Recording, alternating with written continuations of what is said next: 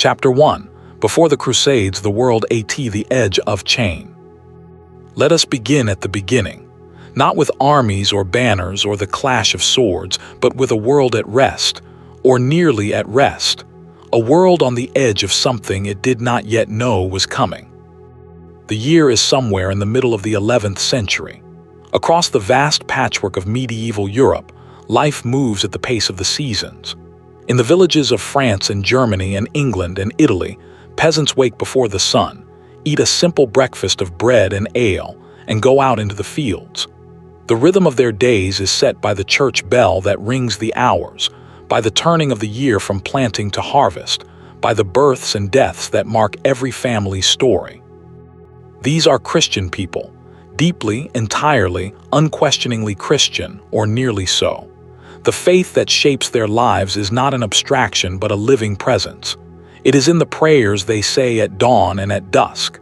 It is in the images that cover the walls of their churches, the golden Christs and blue-robed Madonnas, the vivid stories of the martyrs and the saints. It is in the calendar that organizes their year, from Advent to Christmas, from Lent to Easter, through the long string of saints' days that punctuate the summer and autumn.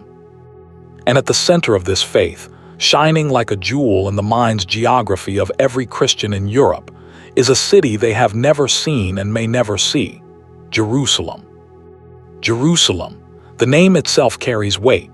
It is the city where Christ was born nearby, where he preached, where he was crucified, where he rose from the dead. It is the city where his tomb rests, or where it rested, or where it is believed to rest, wrapped in the accumulated prayers of 1,000 years. Every Christian in Europe knows Jerusalem the way they know their own heartbeat. It is the center of the world. Literally, medieval maps called the Mappa Mundi often place Jerusalem at the precise center, with everything else arranged around it. For centuries, Christian pilgrims had been making the long, dangerous journey to Jerusalem. They went on foot mostly across the breadth of Europe and then through the lands of the Byzantine Empire, through Anatolia, down through Syria and Palestine to the Holy City. The journey might take a year or more. Many died on the way of illness, of exhaustion, of robbery, of the simple wear of endless walking. But they kept going, because Jerusalem was worth any sacrifice. For most of the early medieval period, this pilgrimage had been possible, if difficult. Jerusalem had been under Muslim rule since 638, when the Caliph Umar ibn al-Khattab entered the city after a negotiated surrender by the Byzantine garrison. Under the early caliphates, Christian pilgrims had generally been tolerated. They paid a special tax. They were subject to various restrictions, but they could come and go and worship at the Church of the Holy Sepulchre, built over the traditional site of Christ's tomb. But the world of the 11th century was changing rapidly. A new power had risen in the Islamic world: the Seljuk Turks, a nomadic people from Central Asia who had converted to Sunni Islam and swept into the heartlands of the Middle East with irresistible force. In 1055, they took Baghdad. In 1071, at the catastrophic Battle of Manzikert, they destroyed the Byzantine army and killed or captured the Byzantine Emperor Romanos IV Diogenes. Anatolia, the great peninsula that had been the heartland of Byzantine power for centuries, was now open to Turkish settlement and conquest. The Byzantine Empire, battered and desperate, sent appeals westward to the Pope and to the kings of Europe: "Help us. Our lands are being taken, our people are suffering, and the holy places Jerusalem, Bethlehem, Nazareth are in danger." The appeals had been arriving for years, with varying urgency, when in the autumn of 1095 they found a listener who was ready to act. His name was Urban II. He was the Pope, the Bishop of Rome, the spiritual head of all Latin Christendom. He was a reformer, a former monk of the great monastery of Cluny, a man of deep intelligence and considerable political skill. And he had an idea. In November 1095, at a great church council in the French city of Clermont, Pope Urban II stood before an enormous crowd of clergy and laypeople and gave the speech that would change the history of the world. We do not have the exact text of his words. The accounts that survive were written years later and differ in important details. But the substance is clear. Urban called on the warriors of Christendom to put aside their constant warfare against each other and march to the aid of their Eastern brothers. He called on them to liberate the holy places of Jerusalem from Muslim rule. He promised spiritual rewards, the remission of sins, to those who took up the cross. And the crowd responded with a single cry, Deus vult, God wills it. What happened in the days and weeks and months that followed was one of the most extraordinary spontaneous movements in the history of the world. Tens of thousands of people, knights and peasants, clergy and laypeople, men and women, old and young, sewed crosses onto their clothing and vowed to march to Jerusalem. They did not fully understand what they were committing to. They did not know how far they would have to go, or how difficult the road would be, or how many of them would die before they reached their destination. But they went, and in going, they set in motion a chain of events that would last for 2 centuries and shape the history of 3 continents. This is the story of the Crusades, not the whole story that would take many lifetimes to tell, but the essential story. The story of why people went and what they found when they got there and what it all meant and what it left behind. Close your eyes, breathe slowly, let the centuries carry you.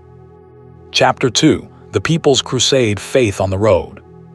Before the organized armies of the First Crusade set out in the late summer of 1096, something else happened first. Something stranger, more spontaneous, more difficult to categorize. A man named Peter, the hermit, began to preach. Peter was a monk or a former monk. The sources are unclear on his exact status. A small, thin man of intense energy and magnetic charisma. He rode a donkey. He wore rough clothing. He carried a letter that he claimed had been delivered to him from heaven, authorizing him to preach the liberation of Jerusalem. Whether the letter was genuine, forged, or a product of his own imagination, no one asked too closely. What mattered was the effect of his preaching. Peter traveled through France and Germany, speaking in town squares and churchyards, describing the sufferings of Christians in the East, painting vivid pictures of the Holy City under alien rule, calling on ordinary people to rise and march. And they came. Not the organized feudal armies that Pope Urban had envisioned, those would come later. These were ordinary people, peasants from the villages of the Rhine Valley, poor knights without land or prospects, women with children. Old men who had always dreamed of Jerusalem, and now, in the urgency of the preaching moment, felt that the time had come. Historians call this the People's Crusade, or the Peasants' Crusade, though it included people of various social classes. By the spring of 1096, Peter was leading a column of perhaps 40,000 to 60,000 people eastward across Europe. The journey was already difficult before it left Europe.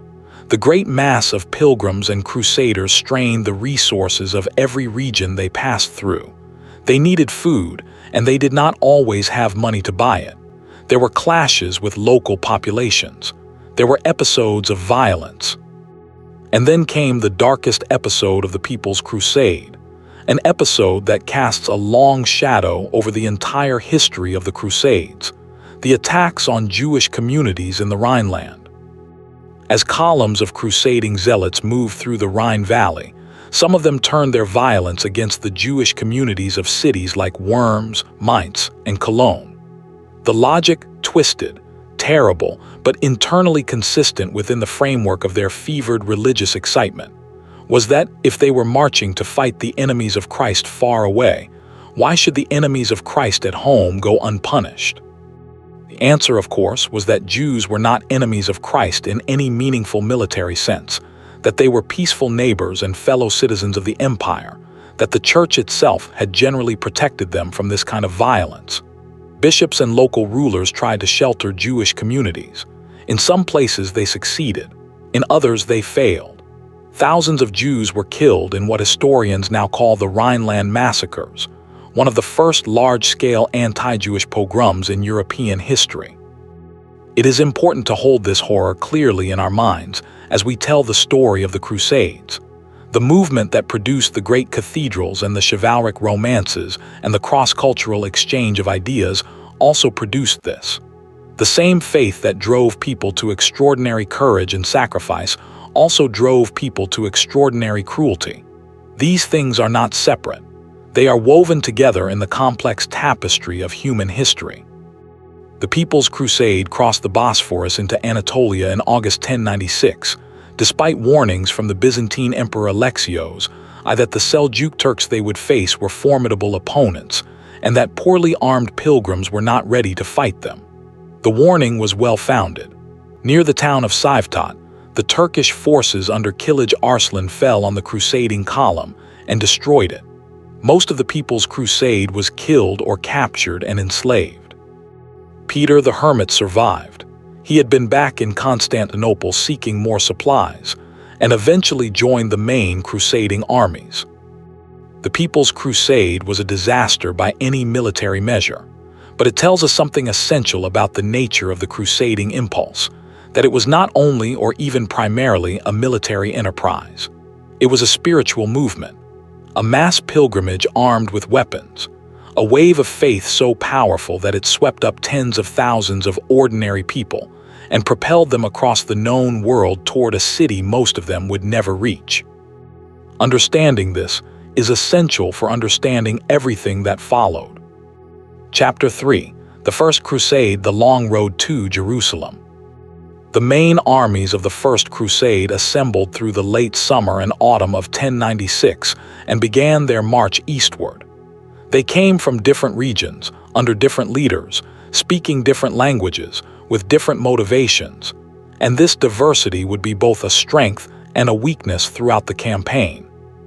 From the south of France came the army of Raymond IV, Count of Toulouse, one of the most powerful lords in France, a veteran soldier who had fought against Muslims in Spain and who brought one of the largest contingents.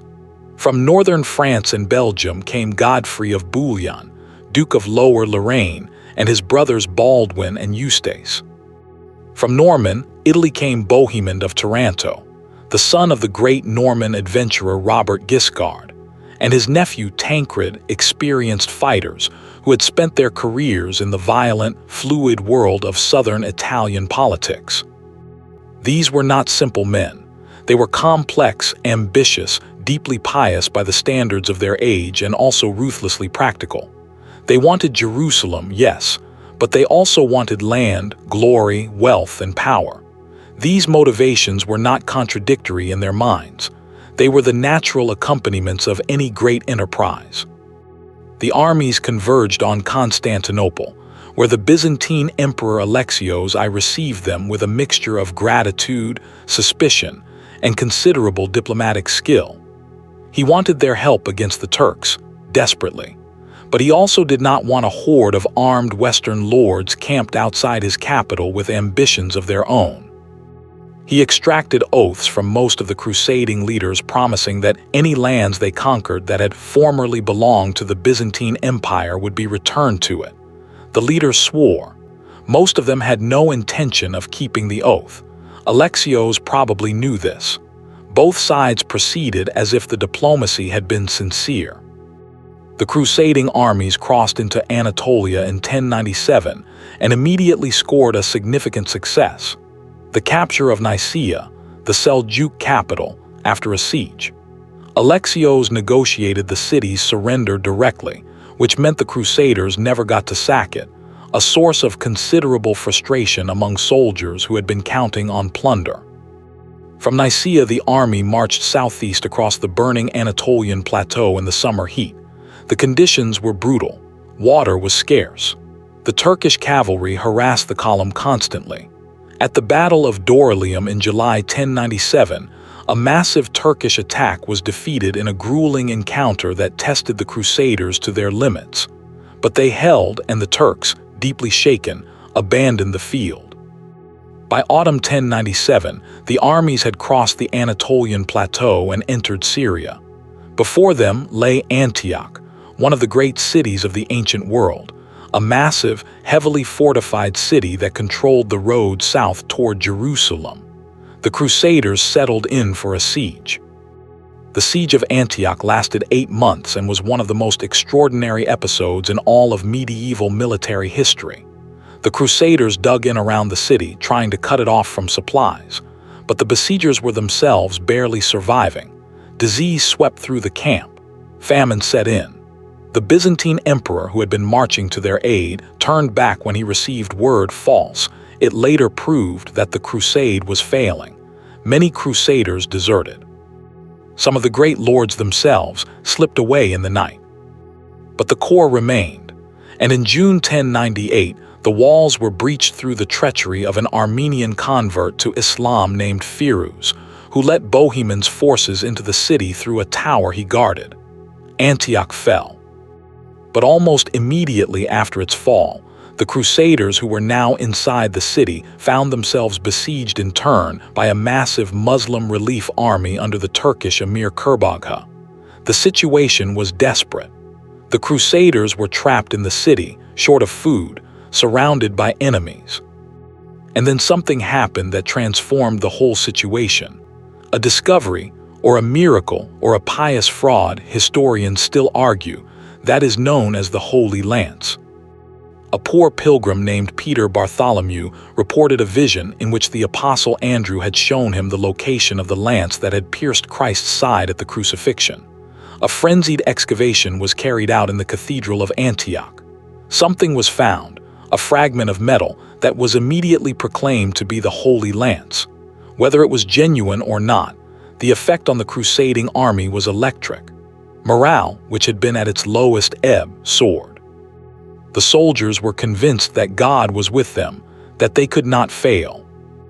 They marched out to meet Kurbagha's vastly larger force. The Turkish army, already suffering from internal tensions and disagreements among its constituent commanders, lost its nerve and broke. The Crusaders won a victory that looked, to them, and to many contemporaries, like a miracle. The road to Jerusalem was open, but it took another year before the crusade finally reached its destination. There were disputes among the leaders, sieges of smaller cities, periods of simply waiting for the searing summer heat to pass.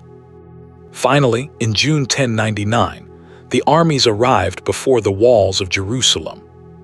The city was held by the Fatimid Caliphate of Egypt, which had taken it from the Seljuk Turks just the year before. The garrison was relatively small. The Crusaders' problem was not the defenders but the conditions: intense heat, scarce water, a city with formidable walls. On the night of July 1314, after intensive spiritual preparation, fasting, prayer, a procession barefoot around the walls, the assault began. On July 15, 1099, the walls were breached. Jerusalem fell. What followed was a massacre. The Crusaders killed a large proportion of the city's inhabitants, Muslims, Jews, and some Christians. The violence was the violence of medieval warfare amplified by religious passion, fear, and exhaustion. Contemporary Christian accounts describe it with a kind of awed horror mixed with triumph. Islamic accounts describe it with grief and outrage. We must hold this moment honestly. The capture of Jerusalem was, by one measure, the fulfillment of an extraordinary achievement. A ragged army of Western Europeans had marched 3,000 miles across hostile territory and taken one of the most famous cities in the world. By another measure, it was a catastrophe of human suffering whose effects would echo for centuries. Both things are true, both must be remembered. In the aftermath, the Crusaders created the Kingdom of Jerusalem and the other Crusader states. Godfrey of Bouillon offered the crown of Jerusalem, refused to be called king in the city where Christ had worn a crown of thorns. He accepted instead the title Advocatus Sancti Sepulchri, defender of the Holy Sepulchre. He died the following year. His brother Baldwin became the first true king of Jerusalem. And now the long, complex, turbulent, tragic, fascinating story of the Crusader presence in the Holy Land could begin. Chapter 4. The Kingdom of Jerusalem, Life in the Crusader States. Imagine waking up in the city of Jerusalem in the year 1130, 30 years after the Crusaders took it. The city is busy, noisy, fragrant with spices and dust. The streets are narrow and winding. The buildings pale stone that glows golden in the morning sun. From the great dome of the Church of the Holy Sepulchre, the great basilica built over the place of Christ's burial and resurrection, the sound of Latin chanting drifts on the air. Bells ring. Pigeons scatter from the rooftops. And the city around you is unlike anything you might have imagined from the crusading literature. It is not a simple fortress of Western Christians transplanted to the East. It is a layered, multicultural, complex society in which Frankish knights, local Christians of various traditions, Jews, Muslims, and merchants from every corner of the Mediterranean world live in close and often uncomfortable proximity. The Crusader states the Kingdom of Jerusalem, the County of Tripoli, the Principality of Antioch, and the County of Edessa were genuine political entities, not simply military occupations. They had their own laws, their own courts, their own nobility, their own commercial networks. They produced their own art, their own architecture, their own literature. The Franks, as the Western Crusaders and their descendants were generally called, regardless of their actual national origin, were a minority ruling class in a population that was overwhelmingly composed of local people.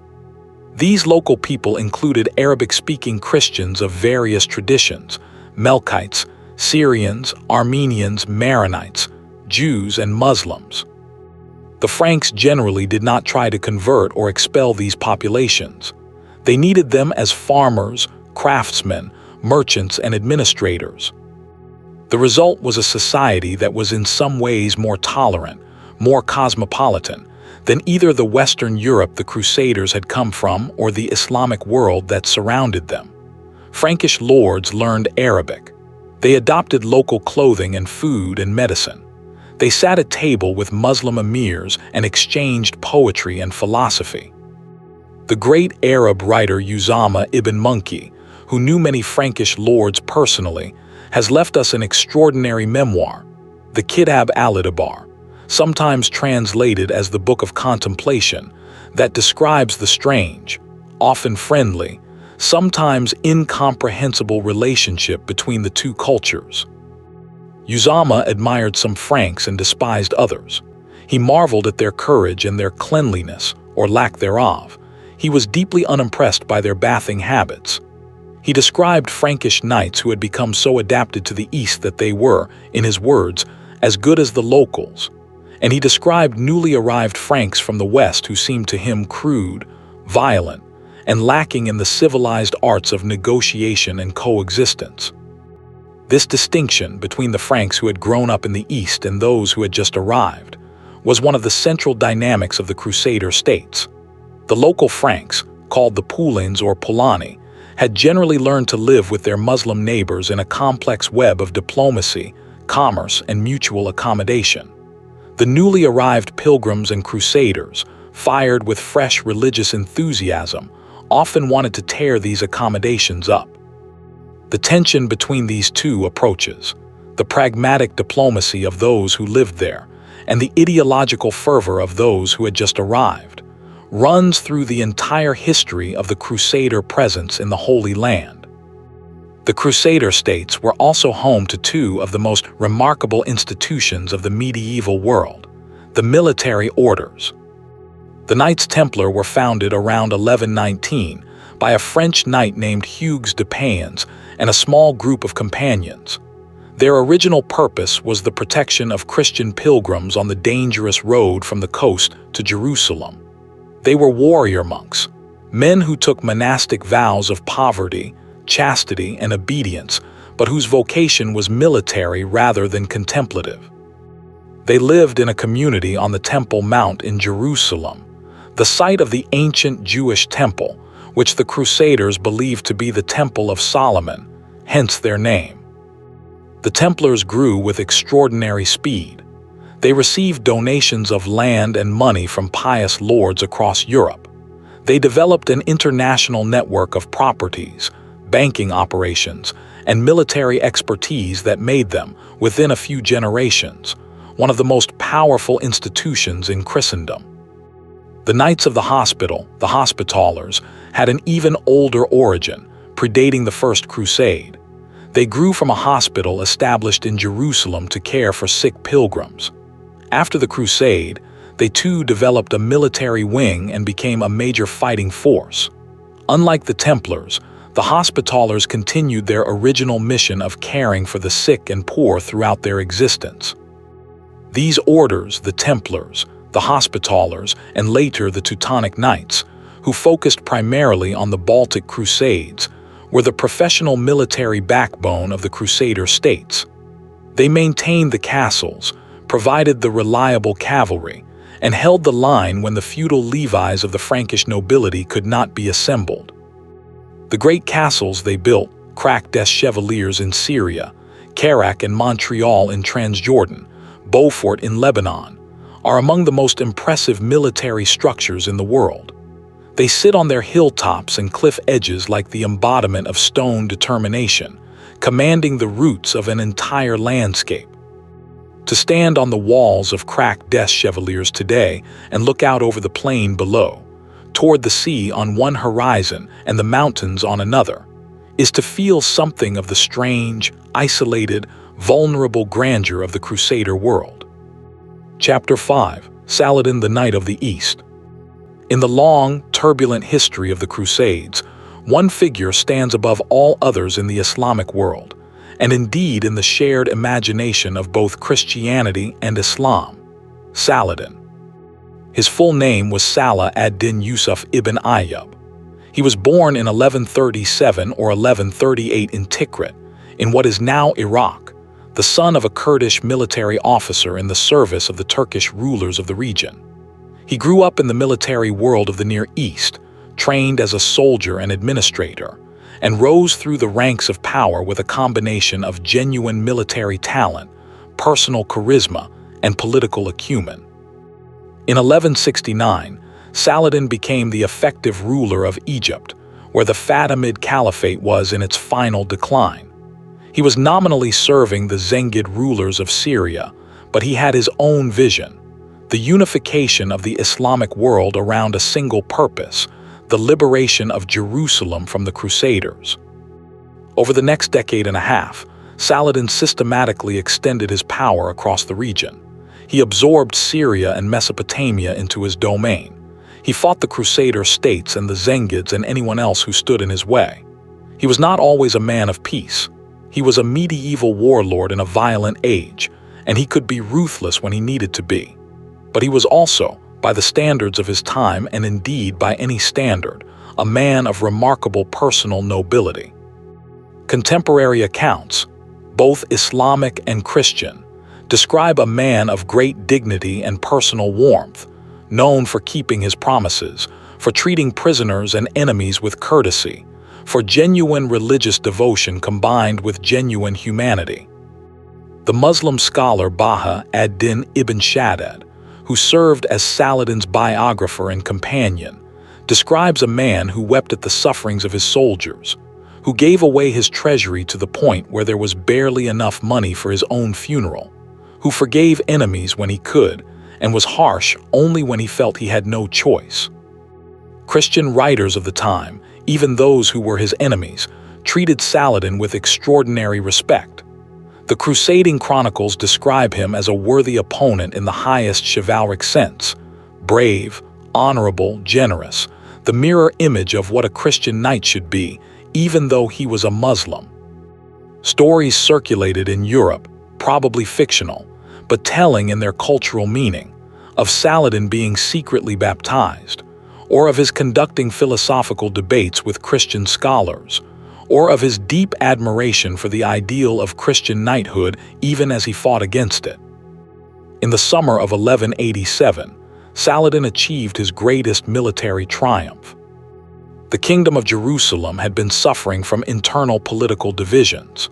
The king, Baldwin IV, was the famous leper king, a man of extraordinary courage who had ruled while being progressively destroyed by leprosy from his childhood. He had died in 1185, leaving the kingdom in a dangerously weakened state, with a disputed succession and a deeply divided nobility. Saladin saw his opportunity. He invaded the kingdom with the largest force he had ever assembled. The Crusader leadership, under the weak King Guy of Lusignan, made a catastrophic military decision. They marched across the dry plateau east of the Sea of Galilee in blazing summer heat to relieve the siege of the city of Tiberias. Saladin had anticipated exactly this. He cut the Crusader army off from water. The column, exhausted and desperately thirsty, was attacked when it stopped for the night near the twin hills known as the Horns of Hattin. The following morning, July 4, 1187, the Crusader army was destroyed at the Battle of Hattin. King Guy and most of the great lords were captured. The true cross, the most sacred relic of the Crusader states, believed to be a fragment of the cross on which Christ died, was taken. With the army gone, the fortresses fell one by one, and in October 1187, Jerusalem itself surrendered. Saladin's treatment of the city's population stands in stark contrast to what the Crusaders had done in 1099. There was no massacre. Christians were allowed to ransom themselves. Those who could not pay were enslaved, as was the custom of the age, but Saladin and his commanders personally ransomed large numbers of the poor out of their own funds. The Patriarch of Jerusalem was allowed to leave with the treasures of the churches. Christian pilgrims were guaranteed continued access to the holy sites. The news of Jerusalem's fall reached Europe with the impact of a thunderclap. Pope Gregory VIII issued a call for a new crusade, attributing the disaster to the sins of Christendom. The kings of Europe began to prepare. What followed was the Third Crusade, and with it came the most famous confrontation in the history of the Crusades, the encounter between Saladin and the English king Richard I, whom history and legend know as the Lionheart. Chapter 6. Richard and Saladin, the Great Adversaries. They never met face to face. This is one of the great ironies of the story of Richard and Saladin, two men who were linked by history and legend into the most famous chivalric confrontation of the Middle Ages, two men who by all accounts held each other in deep mutual respect, and yet they never stood in the same room. They communicated through envoys, through gifts, through the formalized courtesies of medieval diplomacy. They fought each other with brilliant determination, and they negotiated a peace that, though it left both sides disappointed, showed the pragmatic intelligence that lay beneath the romantic imagery. Richard I of England was born in 1157, the third son of King Henry II and Eleanor of Aquitaine. He was raised in the ducal court of Aquitaine, speaking French and Occitan, immersed in the culture of the troubadours, the poets and musicians who had developed the southern French tradition of courtly love. He was a gifted poet himself, composing verses in both Occitan and French. He was also, from his youth, a soldier of exceptional ability. He came to the throne of England in 1189 and almost immediately began preparing for the crusade. He sold offices, lands, and privileges to raise the money. He is said to have remarked that he would have sold London itself if he could find a buyer. He raised a professional, well-organized army, not the improvised pilgrimage force of the First Crusade, but a genuine medieval military machine with experienced knights, skilled infantry, a supply fleet, siege equipment. Richard left England in 1190 and spent the winter in Sicily, where his crusading preparations became entangled with Sicilian politics. In the spring of 1191, his fleet was scattered by a storm.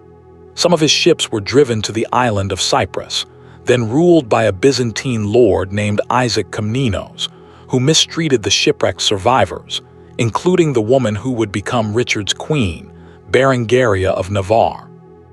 Richard's response was swift and total. He conquered Cyprus in a matter of days, deposing Isaac Komnenos.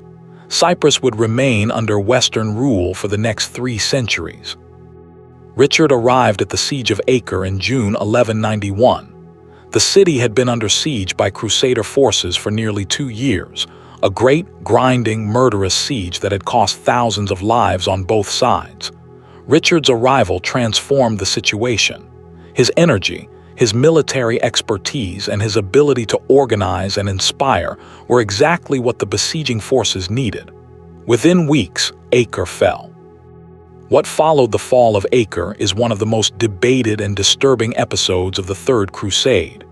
Richard ordered the execution of the Muslim garrison and their families, nearly 3,000 people, citing Saladin's failure to meet the terms of the surrender agreement within the specified time. The massacre shocked contemporaries. Saladin, who was watching from the hills above the city, could do nothing to stop it.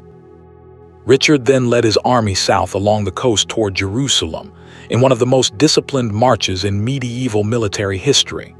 The column moved slowly, keeping close to the sea so that the fleet could supply it. Saladin's forces attacked constantly, trying to break the formation. Richard imposed iron discipline. Anyone who broke ranks to pursue the attackers was punished. The crossbowmen on the flanks maintained their formation under arrow fire that pierced their padding and clothing.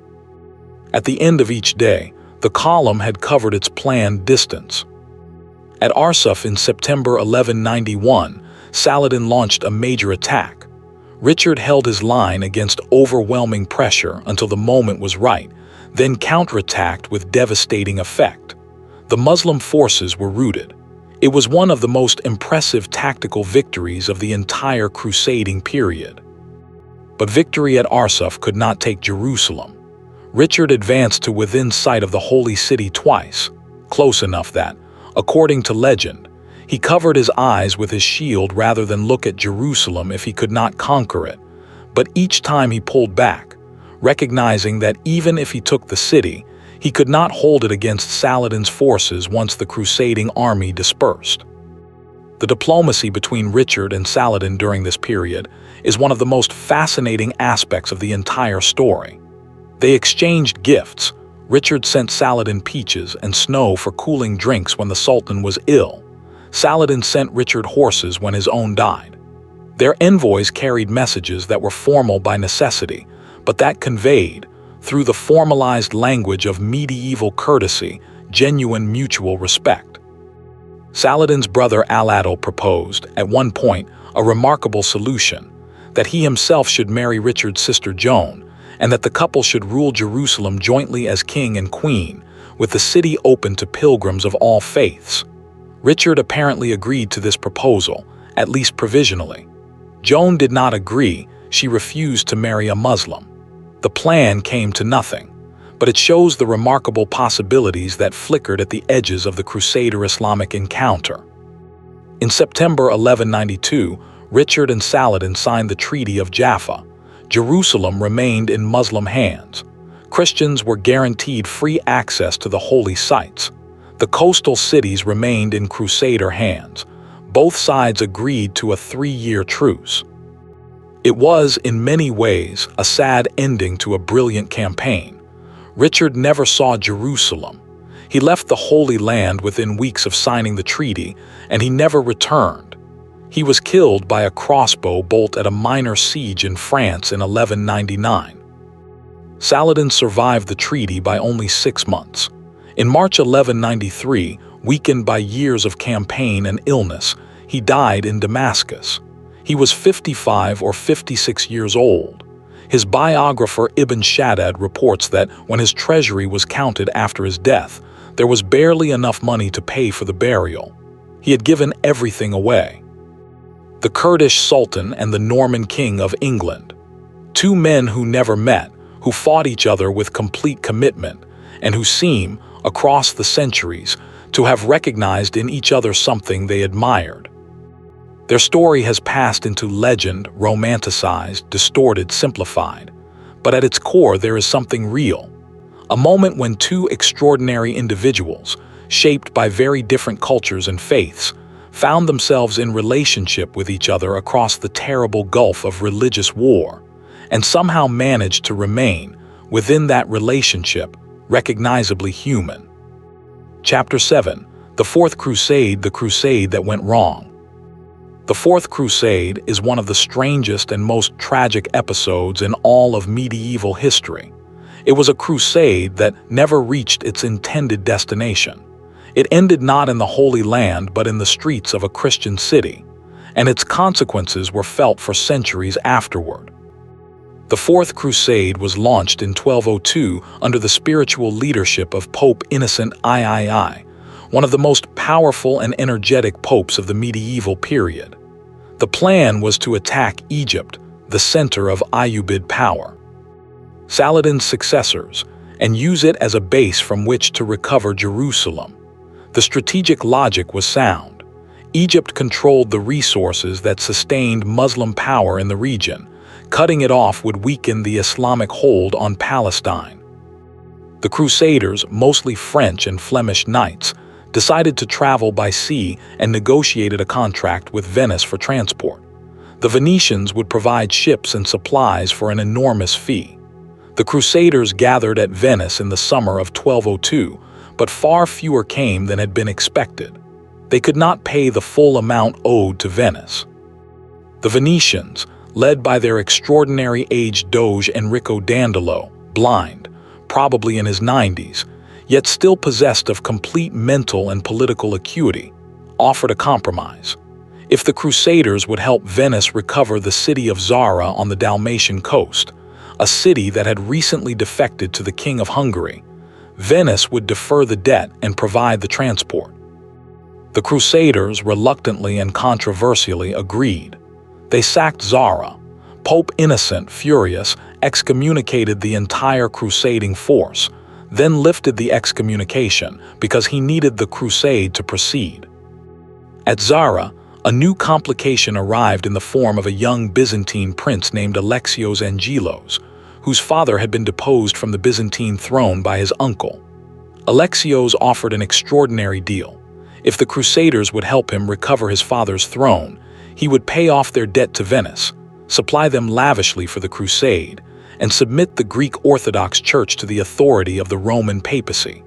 He would, in effect, solve all their problems at once. The logic, or rather the temptation of this offer was hard to resist. The crusading leadership agreed. In the summer of 1203, the crusading fleet sailed into the Bosphorus and appeared before Constantinople. What happened next was the turning point. Young Alexios's father was restored to the throne, but the promises proved impossible to keep. The Byzantine treasury was empty. The Greek clergy had no interest whatsoever in submitting to Rome. Popular hostility to the Latins, who had been an irritant in Constantinople for decades, was intense. In early 1204, the political situation in Constantinople collapsed.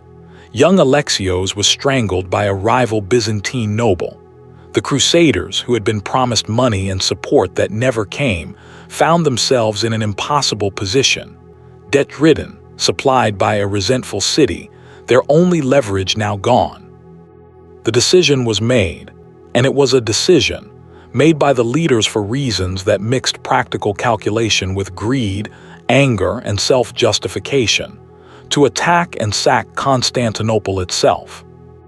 In April 1204, the Crusaders breached the city's walls and spent 3 days in an orgy of looting and destruction that shocked even hardened contemporaries. The great city, the largest and richest in the Christian world, the heir of Rome, the custodian of classical civilization, was systematically pillaged. Libraries were burned. Priceless works of art were destroyed or stolen. The magnificent bronze horses that had stood in the Hippodrome were carried off to Venice, where they still stand today, replicas. The originals are inside the basilica on the facade of St. Mark's. A Latin empire of Constantinople was established, with a Flemish noble named Baldwin of Flanders as its first emperor. It would last until 1261, when the Byzantines recovered their city. The sack of Constantinople in 1204 was a catastrophe for the Christian world in ways that were not fully apparent at the time. It weakened the Byzantine Empire permanently. It deepened the already profound rift between the Greek East and the Latin West, and it left the eastern front of Christendom fatally vulnerable to exactly the kind of pressure that would eventually, in 1453, destroy the Byzantine Empire entirely. Pope Innocent III, when he heard what had happened, was appalled. He had wanted a crusade to the Holy Land, not a war against fellow Christians. He wrote angry letters, but there was nothing he could do. The Fourth Crusade is a warning. It is a reminder that great movements, once set in motion, can be deflected by greed, by circumstance, by the short-term calculations of practical men, into paths that serve no one's stated purpose and harm everyone. The road to Jerusalem ended in Constantinople, and the consequences of that detour shaped the next 3 centuries of history. Chapter 8: The Children's Crusade, Innocence and Tragedy. In the summer of 1212, something happened that defies easy explanation and has never been adequately explained. 2 simultaneous movements arose, one in France, one in Germany, both composed largely of young people, adolescents, and even children, who announced their intention to march to the Holy Land and recover Jerusalem. The French movement was led by a young shepherd boy named Stephen of Cloyes, who claimed to have received a letter from Christ himself and who had apparently performed miraculous healings. He gathered a following of thousands of young people who marched to Marseille, expecting the sea to part for them, as it had parted for Moses. When the sea failed to part, 2 merchants named Hugh Farius and William Porcus offered to transport them by ship. 7 ships set out. 2 were wrecked in a storm with the loss of all on board. The survivors of the other 5 were delivered to Algeria, where they were sold into slavery. The German movement was led by a boy named Nicholas of Cologne, who also claimed divine authorization and who led a column of young people over the Alps into Italy. Many died in the crossing. The survivors reached Genoa, expecting the sea to open. When it did not, the movement fragmented. Some went to Rome and were released from their vows by the Pope. Others made their way to Brindisi and eventually home. A few apparently reached Acre by sea and disappeared from history. The Children's Crusade, as it was later called, though the participants were not exclusively children, is one of the most poignant and disturbing episodes in the entire crusading story. It speaks to the depth of the crusading imagination, the way it could seize ordinary people of any age and propel them toward impossible goals. It also speaks to the terrible vulnerability of that imagination to exploitation by charismatic leaders, by unscrupulous merchants, by the simple fact that the world does not behave as religious enthusiasm expects it to. Historians have debated for centuries what exactly happened and why. The sources are fragmentary and sometimes contradictory, but the essential outlines are clear enough. Thousands of young people set out for Jerusalem and never arrived. They died in the Alps, they drowned in the Mediterranean, they were enslaved in North Africa. Their faith was real. Their sacrifice was real. Their goal was not achieved. The Children's Crusade is remembered today partly because of its sheer pathos, partly because it has generated a rich tradition of literary and artistic interpretation, including the novels and poems that have made Stephen and Nicholas into romantic heroes. But it is also a reminder that the crusading movement was not only a project of kings and popes and knights. It was a movement of the people, all the people, and in its popular manifestations it could take forms that were heartbreaking in their beauty and their futility. Chapter 9: The Fifth and Sixth Crusades, Strategy and Diplomacy. After the disasters of the Fourth Crusade and the Children's Crusade, the crusading movement regrouped. Pope Innocent III, who had been deeply troubled by the Fourth Crusade's deviation, threw himself into planning a new, properly directed expedition. At the Fourth Lateran Council in 1215, the greatest church council of the medieval period, he laid out an ambitious plan for a new crusade. Innocent died in 1216 before the crusade could depart, but his successors carried the plan forward. The Fifth Crusade, which operated primarily in Egypt from 1217 to 1221, embodied the strategy that had been outlined before the Fourth Crusade. Attack Egypt, undermine the power base of the Ayyubid sultans who ruled both Egypt and Syria, and use Egypt as a bargaining chip for Jerusalem. The Fifth Crusade achieved considerable early success. The Crusaders captured the port city of Damietta in November 1219 after a long siege. The Ayyubid Sultan Al-Kamil, recognizing the difficulty of his position, made an extraordinary offer. If the Crusaders would evacuate Egypt and return Damietta, he would hand over Jerusalem and a 30-year truce. It was exactly what the Crusade had been sent to achieve. But the offer was rejected, largely through the influence of the papal legate Cardinal Pelagius, who insisted that the Crusaders should push on to Cairo and conquer all of Egypt. The crusading army marched inland, was trapped by the flooding of the Nile, and was forced to surrender. Damietta was handed back. The Fifth Crusade had come within reach of total success and then thrown it away. The Sixth Crusade is one of the most remarkable episodes in the entire crusading story. Remarkable because it was led by the one man in Christendom whom the Pope had excommunicated, and because it achieved through diplomacy what the Fifth Crusade had failed to achieve by military force. Frederick II, Holy Roman Emperor, was one of the most extraordinary figures of the Middle Ages. He was a true intellectual, multilingual, deeply curious about Islamic and Jewish as well as Christian culture, a patron of science and philosophy, a man who kept a menagerie of exotic animals and corresponded with scholars across the Mediterranean world. He was also supremely politically adept and supremely willing to pursue his goals by methods that the Church found deeply irregular. Frederick had been promising to go on crusade for years and repeatedly failed to depart.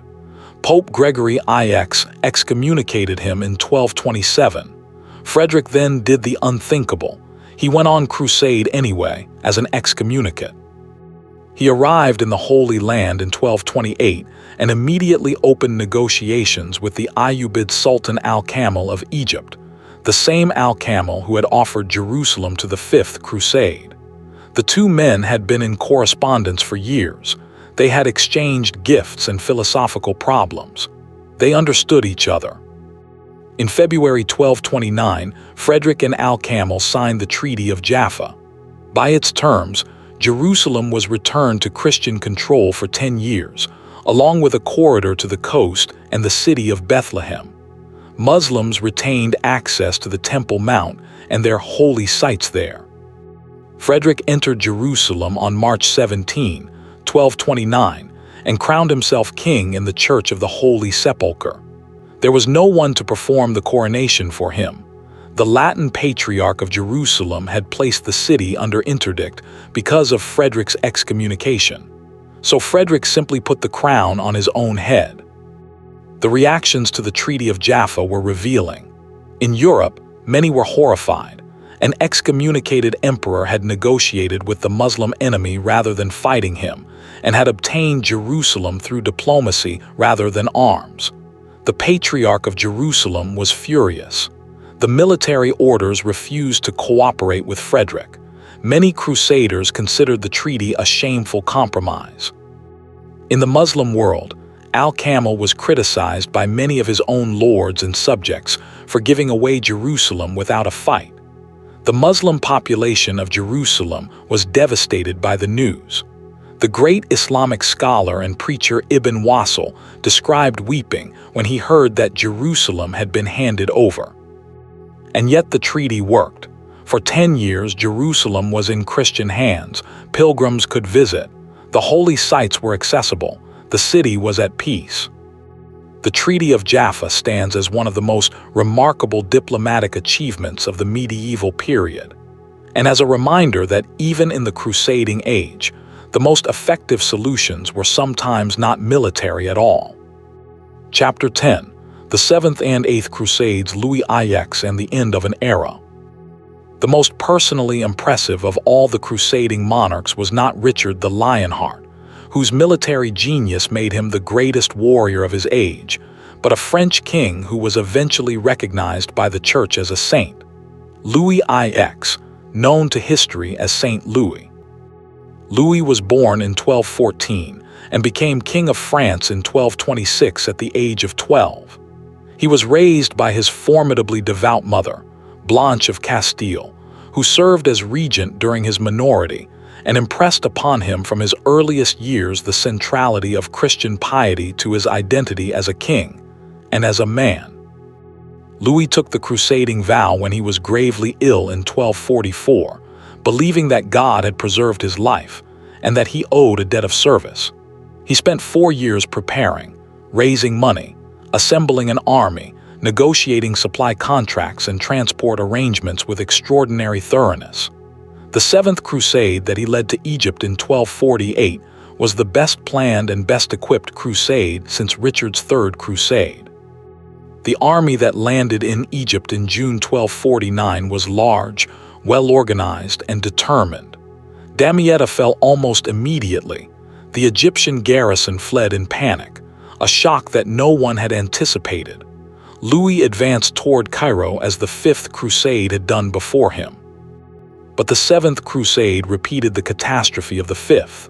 The Nile flooded, disease swept through the army, an Egyptian force using Greek fire, a primitive but terrifying incendiary weapon, harassed the army constantly. In April 1250, the Crusader army was surrounded and captured. Louis himself was taken prisoner. What followed is one of the most extraordinary episodes in crusading history. Louis, in captivity, negotiated his own ransom and the ransom of his army with a dignity and firmness that impressed his captors.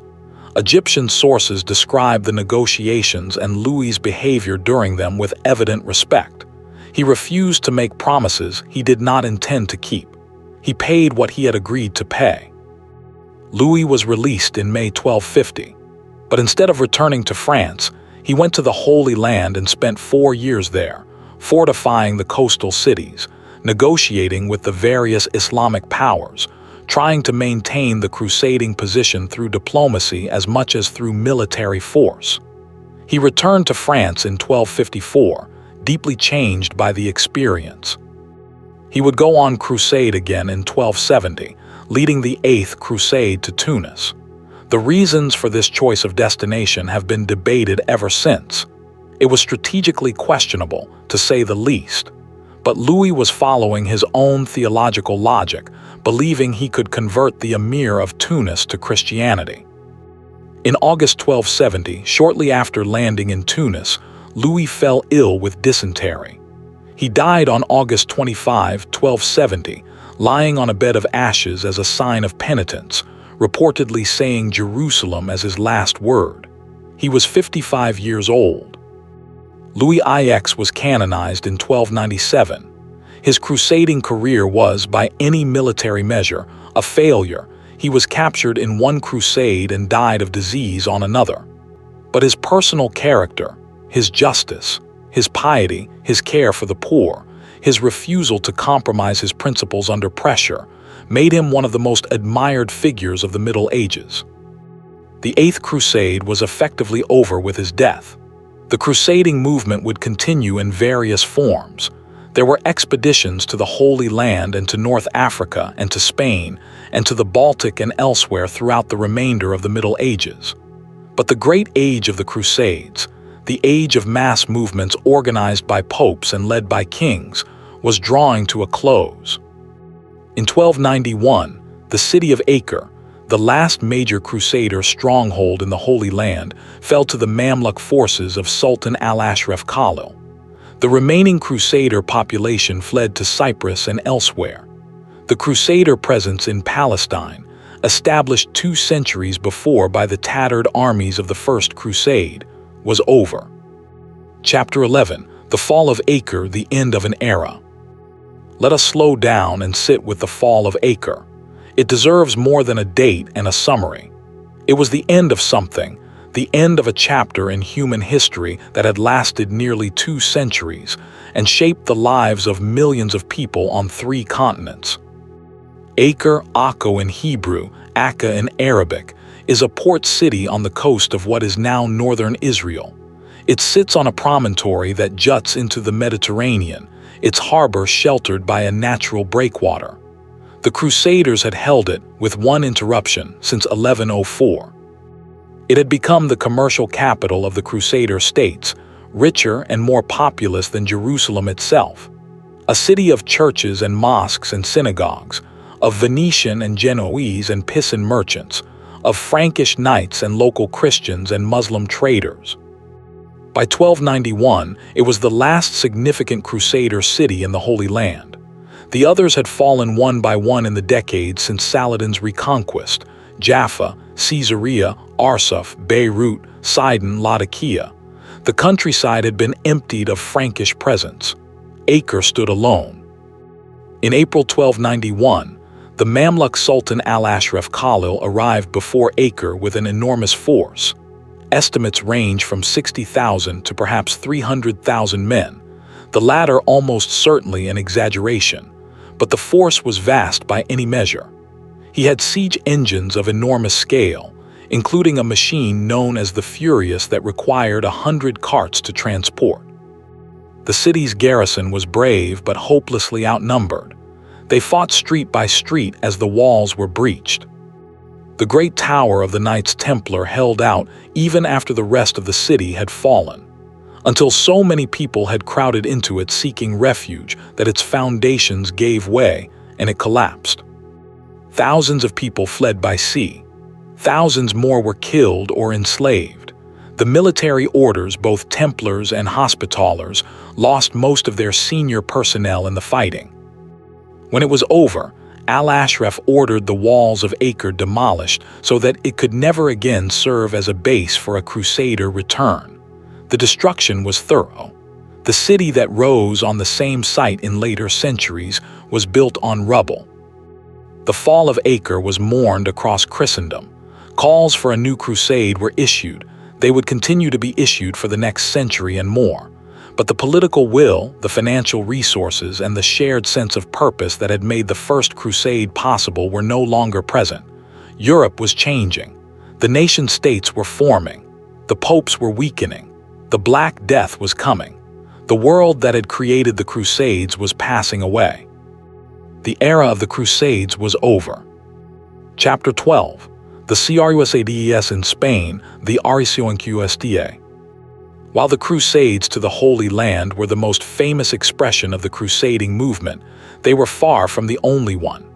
In Spain, a different crusade had been going on for centuries, one that was in many ways more successful, more complex, and more consequential in the long run. The Iberian Peninsula had been conquered by Arab and Berber Muslim forces beginning in 711, as we have noted in another context. By 720 or so, almost all of the peninsula was under Muslim rule. The small Christian kingdoms that survived, Asturias, Navarre, Aragon, the county of Barcelona, clung to the mountains of the north and slowly, over the following centuries, began to push south.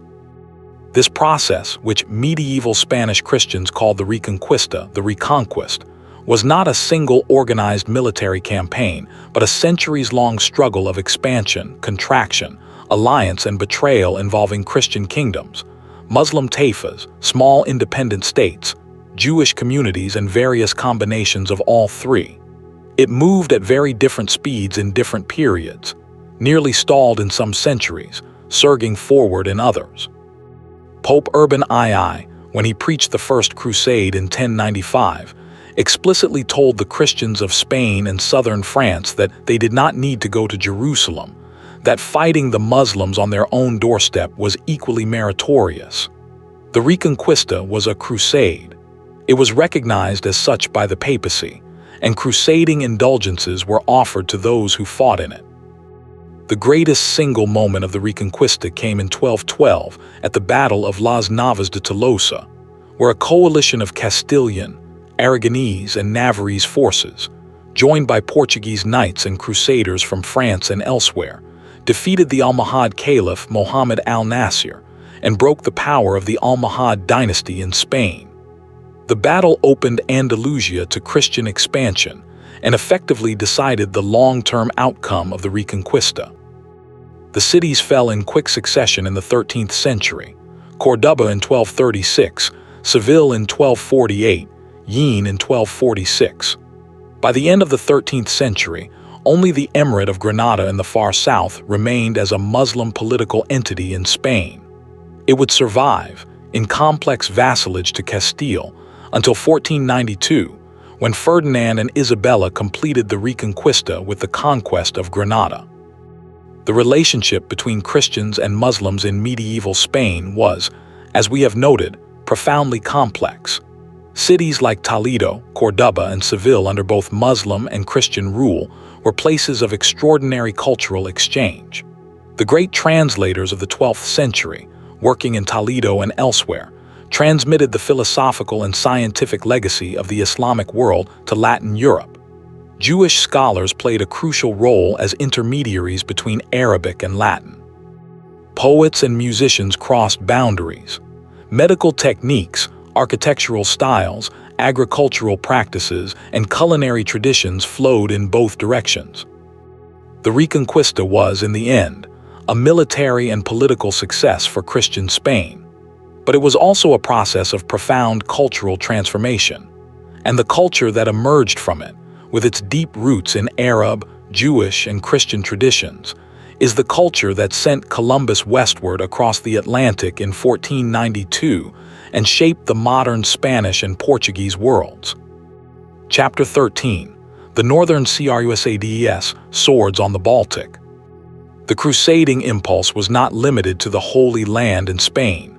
In the 12th and 13th centuries, a new front opened in the north, the Baltic, where the Church sponsored military campaigns against the pagan peoples of what are now Estonia, Latvia, Lithuania, Finland, and Prussia. The Northern Crusades are less well known than the Crusades to the Holy Land, and they are often overlooked in popular histories of the period. But they were significant in their military scale, in their consequences for the peoples of the region, and in the institutions they created.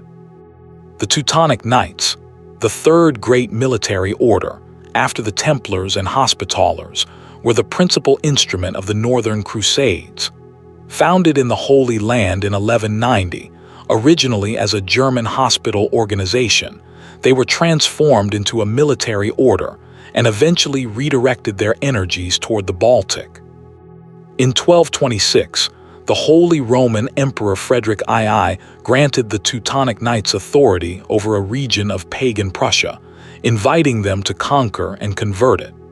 They spent the next 50 years doing so with methodical and often terrible efficiency. The Teutonic state that emerged centered on Marienburg, now Malbork in Poland, whose castle is one of the largest brick Gothic structures in the world, was a unique political entity, a state governed by a religious military order, without a hereditary nobility, organized around the defense of Christianity and the exploitation of the conquered territories. The process of conquest was brutal. The indigenous Prussian population was subjected to forced conversion, enslavement, and cultural destruction. The language of the Old Prussians, a Baltic language related to Lithuanian and Latvian, was extinguished. The Prussians themselves were gradually assimilated or exterminated. The conversion of Lithuania was the last major act of the Northern Crusades. Lithuania was the last pagan state in Europe.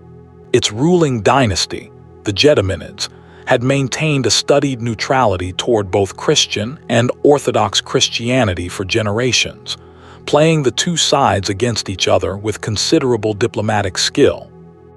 In 1386, the Grand Duke Jagela of Lithuania converted to Catholic Christianity as a condition of his marriage to the Polish Queen Jadwiga and his becoming King of Poland. The Polish-Lithuanian union that resulted was one of the great powers of late medieval and early modern Europe. With the conversion of Lithuania, the Northern Crusades lost their theological justification. The Teutonic Knights continued to exist as a political and military entity, but they were increasingly fighting Christian neighbors rather than pagans. In 1410, at the Battle of Grunwald-Tannenberg, the combined forces of Poland and Lithuania inflicted a devastating defeat on the Teutonic Order. It was the beginning of the end of the order's political dominance in the region. The Northern Crusades left a complex and contested legacy.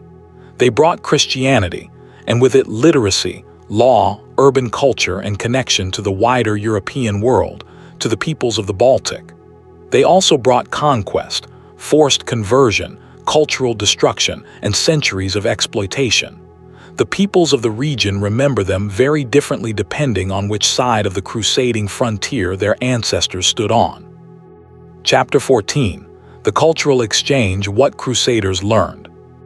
Let us step back from the military narrative for a moment and consider something that is often overlooked in accounts of the Crusades: what the Crusaders learned and what they brought back. The encounter between the Latin West and the Islamic East during the crusading period was one of the great cultural exchanges in human history. It was often hostile, it was often violent, but it was also, in many cases, genuinely transformative, an encounter that changed the way Western Europeans thought, ate, dressed, built, and understood the world. Medicine was one of the most important areas of exchange. The medical traditions of the Islamic world, which had preserved and developed the ancient Greek heritage of Hippocrates and Galen, and added to it the contributions of scholars like Avicenna and Al-Razi, were far more sophisticated than what was available in contemporary Western Europe. Crusaders who were sick or wounded often found that Islamic doctors were more skilled than their Western counterparts. European physicians who spent time in the East brought back knowledge that gradually filtered into the Western medical tradition. The diet of Western Europeans was significantly enriched by contact with the East. Spices that had been rare luxuries became more available, as the commercial networks created by the crusading presence made the spice trade more reliable. Sugar, still an expensive luxury in the 12th century, became somewhat more accessible. New fruits and vegetables entered European cultivation. The cuisine of the aristocratic classes in particular was transformed by Eastern influences. Architecture was another area of significant exchange. The ribbed vaulting and pointed arch that are characteristic of Gothic architecture may have been influenced by Islamic precedents, though historians debate the extent of the borrowing. The Crusader castles in the Holy Land show clear evidence of architects learning from and adapting Islamic fortification techniques. The influence ran in both directions. Islamic military architects were influenced by Western techniques as well. Textiles and decorative arts were perhaps the most obvious area of exchange. The silks of Byzantium and the Islamic world were enormously prized in Western Europe. Crusaders brought back fabrics, metalwork, carved ivory, and other decorative objects that influenced Western craftsmen. The textile industry of Italy, especially in cities like Lucca and Florence, was profoundly shaped by contact with Eastern techniques. Language was transformed too. English and the other European languages are full of words that entered through Arabic during the crusading period and the wider contact with the Islamic world. Algebra, algorithm, alchemy, alcohol, coffee, cotton, crimson, magazine, mattress, orange, sofa, sugar, zero, all of these come from Arabic, most of them transmitted through the medieval encounter between Europe and the Islamic world.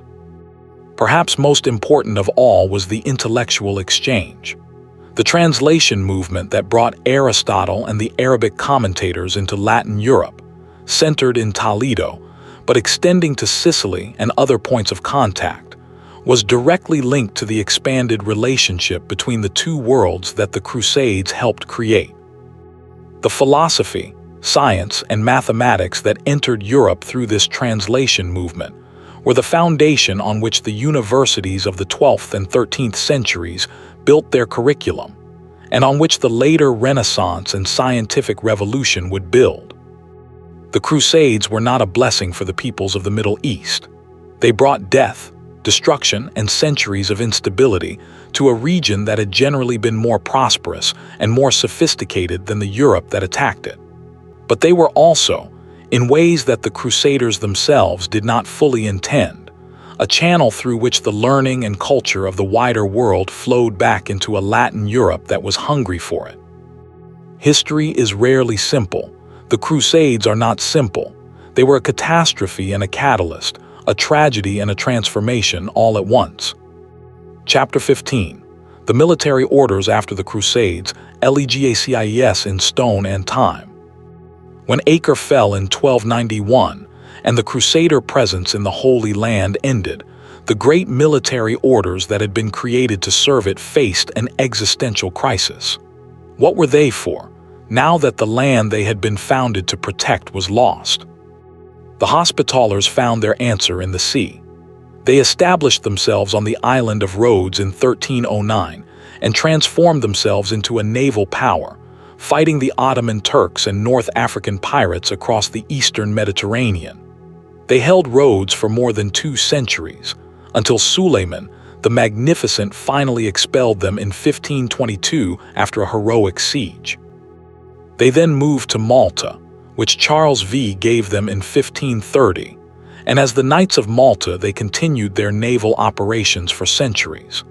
Their legacy includes the remarkable fortifications of Valletta, the Maltese capital, and the Order of Malta that still exists today as a sovereign entity recognized by over 100 countries. The Templars had a more dramatic and terrible fate. By the early 14th century, they were the largest banking network in Europe, immensely wealthy and powerful, but no longer serving an obvious military purpose. King Philip IV of France, deeply in debt to the Templars and deeply resentful of their independence, had them arrested in October 1307 in a coordinated operation across France. Under torture, many Templars confessed to various charges: heresy, idol worship, obscene rituals. The confessions were, almost certainly, false, extracted by torture from men who would say anything to stop the pain.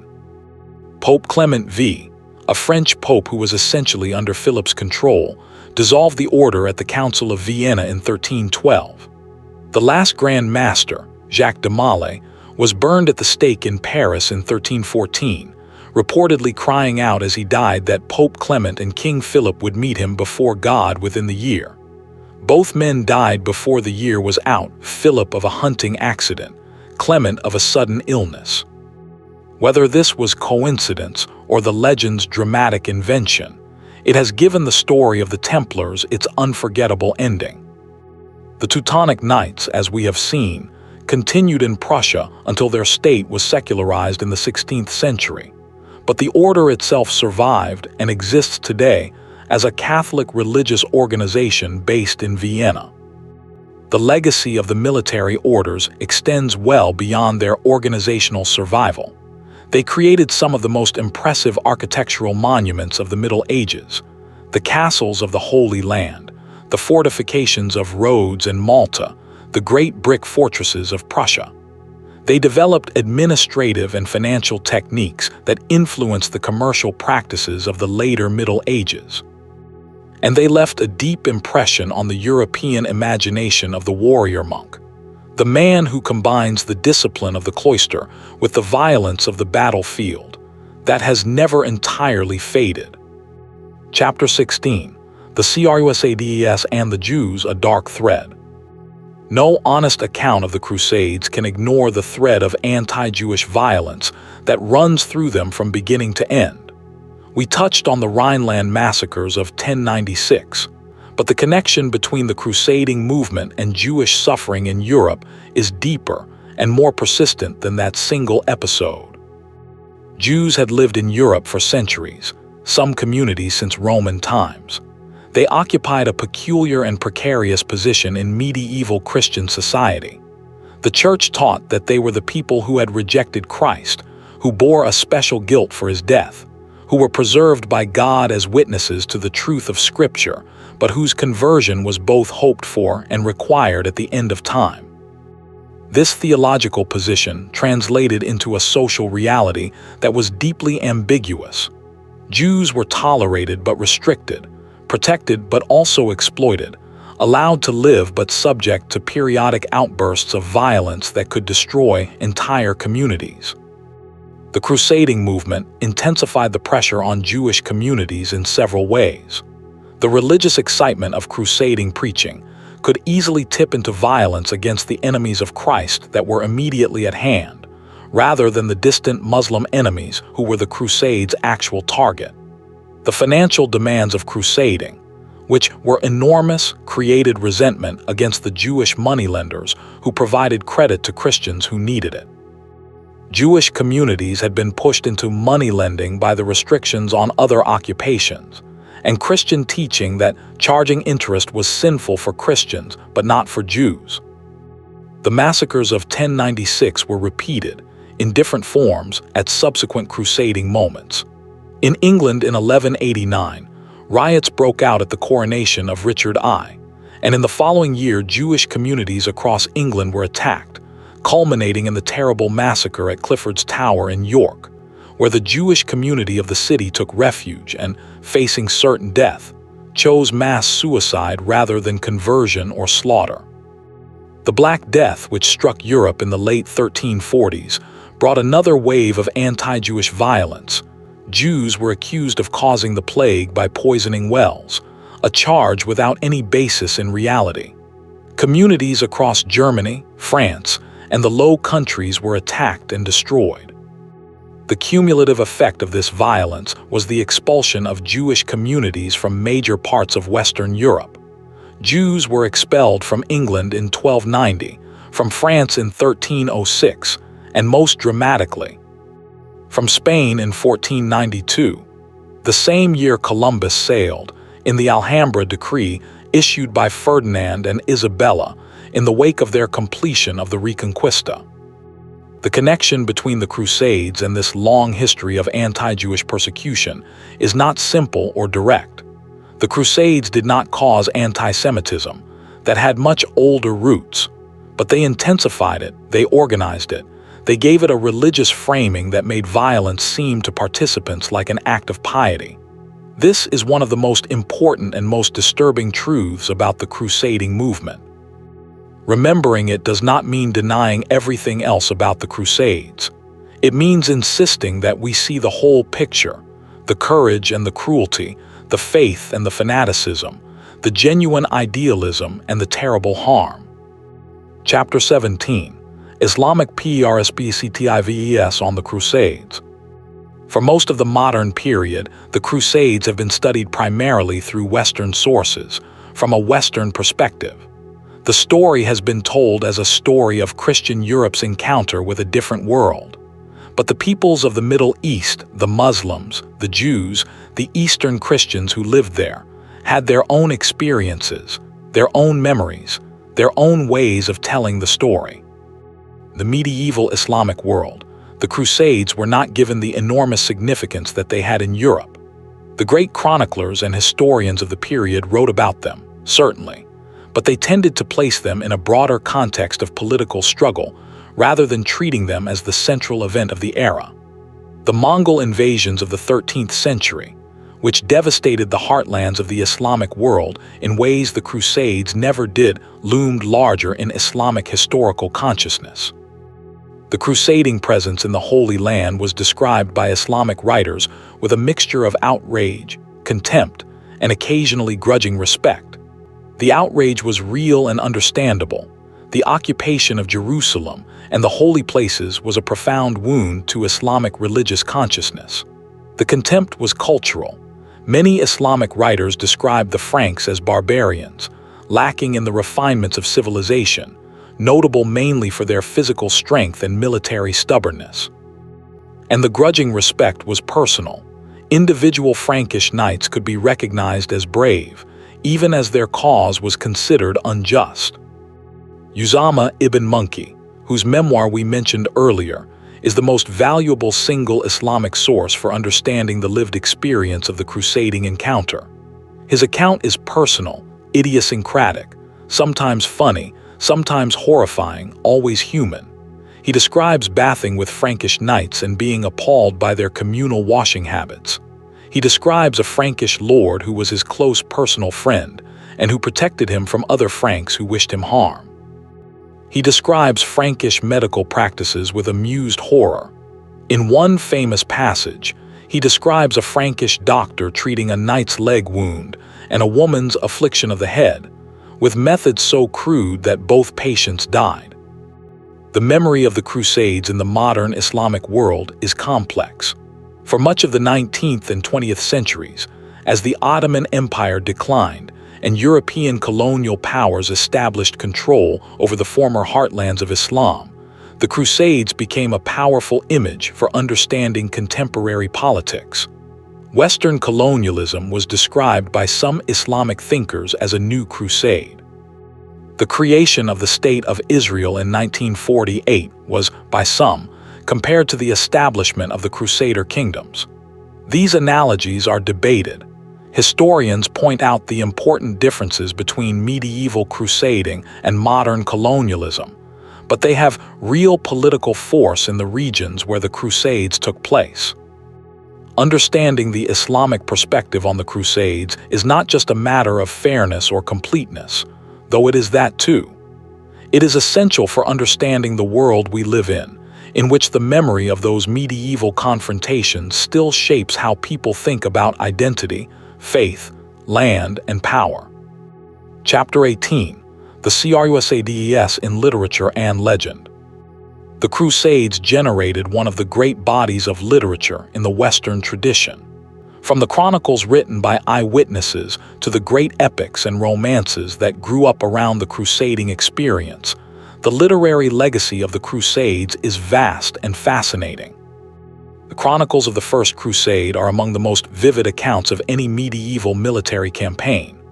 The Gesta Francorum, the Deeds of the Franks, is believed to have been written by an anonymous Norman soldier who participated in the campaign.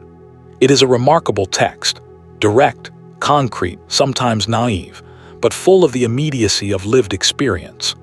Other chronicles were written by clergy who accompanied the armies Fulcher of Chartres, Raymond of Aguilers, and by Byzantine and Arab observers.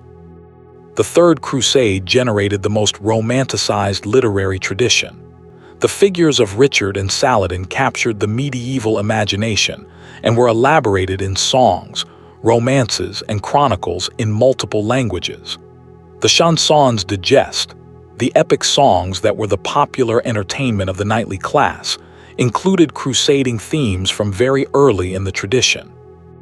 The oldest surviving chanson de geste, the Song of Roland, describes the defeat of a Frankish rearguard by Muslims at Roncesvalles Pass in the Pyrenees, an event that actually occurred in 778, but was rewritten by the 12th century as a crusading story.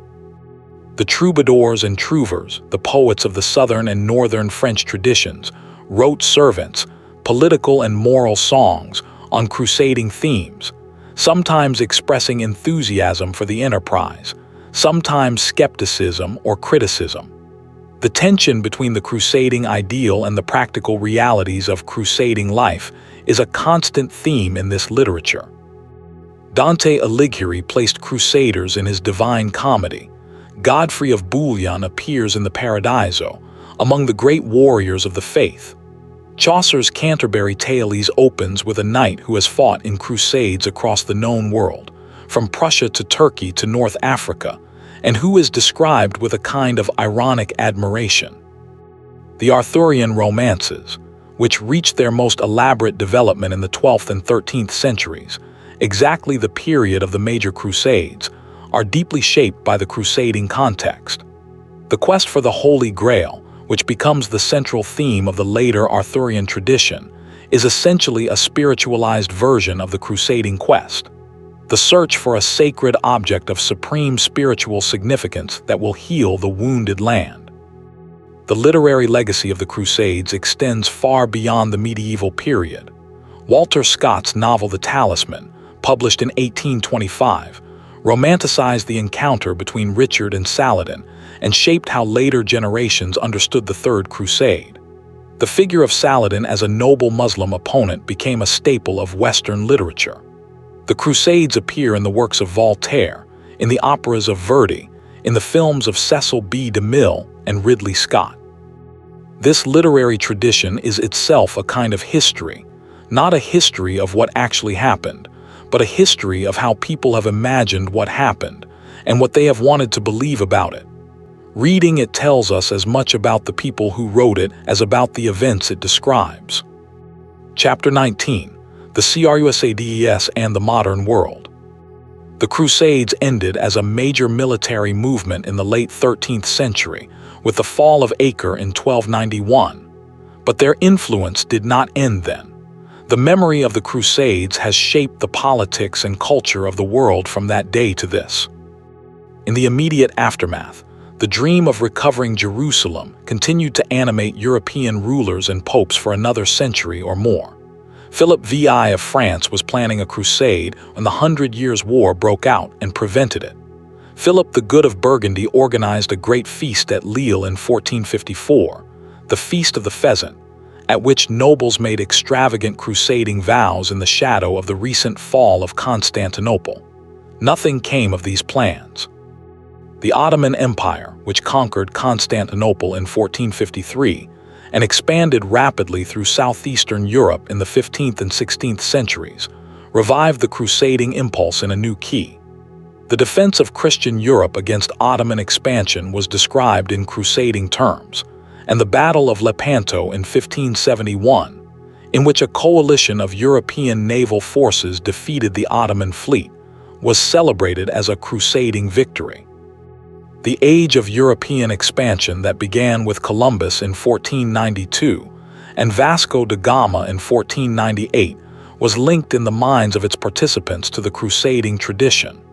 The Portuguese exploration of the African coast and the search for a sea route to Asia was, in part, an attempt to outflank the Islamic world and reach the Christians of the East, the legendary Prester John and his kingdom, whom crusaders had hoped to reach and ally with for centuries. Columbus himself described his voyage in crusading terms. He hoped to use the wealth he found to finance a new crusade to recover Jerusalem. In the 19th century, as European powers established colonial empires in the Middle East and North Africa, the crusading tradition was invoked to justify and romanticize the enterprise. When General Allenby entered Jerusalem in December 1917, leading British forces against the Ottoman Empire, newspapers in Britain described it as the Crusades come again, the final recovery of the Holy City for Christendom. Allenby himself was reportedly uncomfortable with this framing and took care to enter the city on foot rather than on horseback, to avoid any comparison with Christ's entry. In the 21st century, the word crusade has become politically charged in ways that have little to do with its medieval meaning. Political leaders use it metaphorically and sometimes provocatively. Jihadist groups invoke the Crusades as a historical precedent for their own struggles. The memory of the Crusades is used as a justification, a grievance, a rallying cry, and a warning. Historians generally resist these uses of history, pointing out that the medieval Crusades were enormously complex events that cannot be reduced to simple narratives of aggression, heroism, or religious warfare. The Crusades were all of these things, and none of them exclusively. They were products of a specific historical moment and a specific cultural context that cannot be directly mapped onto our own. But the fact that the Crusades continue to generate controversy, that they continue to be invoked in political debates, that they continue to shape how people understand the relationship between Christianity and Islam, between West and East, between faith and violence, this itself tells us something important. The past does not stay in the past. History is not merely an account of what happened long ago. It is the ongoing conversation between the dead and the living about what matters and why. The Crusades matter, not because they were noble or because they were wicked, they were both, but because they were real and because their consequences are still reverberating in the world we live in today. Chapter 20. The meaning of the Crusades, faith, history, and memory. We have come a long way together. From the fields and churches of 11th century Europe, where a pope's speech ignited a movement that would consume 2 centuries of human energy, to the ruins of Acre in 1291, where the last Crusader city fell and an era ended. We have met extraordinary people, kings and popes, warrior monks and merchant diplomats, saints and tyrants, mystics and pragmatists. We have visited extraordinary places, Jerusalem and Constantinople, Antioch and Cairo, Rhodes and Malta, the forests of Prussia and the steppes of the Nile. What does it all mean? This is the question that historians and theologians and ordinary people have been asking ever since the Crusades ended, and there is no single answer. For the people who went on crusade, the knights who sewed crosses onto their cloaks, and the peasants who followed the preachers eastward, and the kings who led armies across half the known world, the Crusades meant something clear and overwhelming: the service of God, the liberation of the holy places, the salvation of their souls. Whether or not we share their faith, we can recognize the depth and sincerity of the impulse. These were not cynical people, for the most part. They believed what they said they believed, and they acted on it at enormous cost. For the people of the Middle East, the Muslims who were invaded, the Eastern Christians who found their lands fought over by foreign powers with little regard for their interests, the Jews who were massacred along the way, the Crusades meant something very different: suffering, displacement, destruction. Their story is part of the crusading story too, and it must be told. For Europe, the Crusades were a formative experience, one of the great adventures of the medieval imagination, one of the great disasters of medieval geopolitics. They helped shape the institutions of crusading warfare and the military orders. They helped create the commercial networks of the Italian city-states. They channeled enormous energies of faith, of violence, of cultural curiosity into the encounter with a wider world. For the modern world, the Crusades are a mirror and a warning. A mirror, because in looking at them we can see the things that human beings do in the name of faith and identity: the courage, the sacrifice, the creativity, and the cruelty. A warning, because we can see how easily sincere religious conviction can be turned to destructive ends, how easily the outsider can be made a target for the insider's fears and frustrations. And perhaps, too, the Crusades are a reminder of something more hopeful: that even in the most extreme conditions of religious and military conflict, human beings find ways to recognize each other across the barriers of faith and culture. Richard and Saladin, who never met, exchanged gifts and respected each other. Frederick II and Al-Kamil, who did meet, found common ground in a love of philosophy and a pragmatic recognition that neither could destroy the other.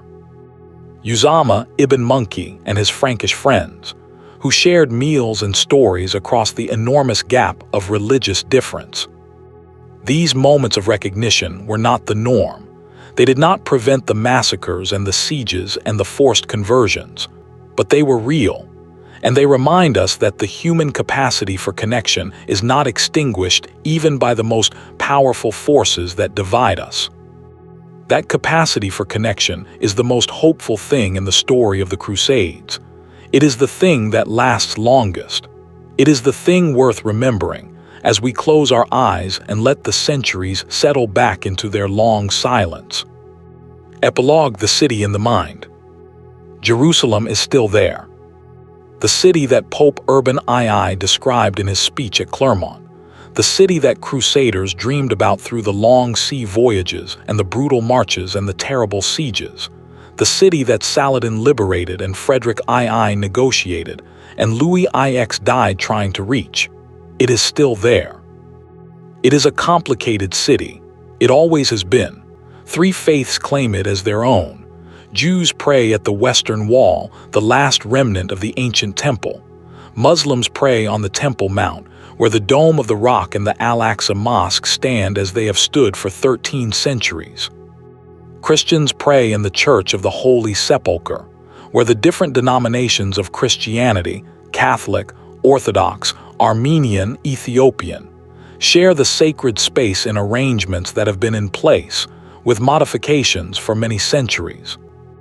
The city is contested, divided, argued over, prayed over, loved with an intensity that goes beyond rational explanation. It is a place where the deepest human needs, for meaning, for belonging, for the sacred, are concentrated into a few square kilometers of ancient stone. Medieval crusaders died for Jerusalem. Medieval Muslims died for Jerusalem. Medieval Jews mourned for Jerusalem from their places of exile across the world. The city was real to them in a way that transcended geography. It was a symbol of everything that mattered, a name that contained a universe of feeling.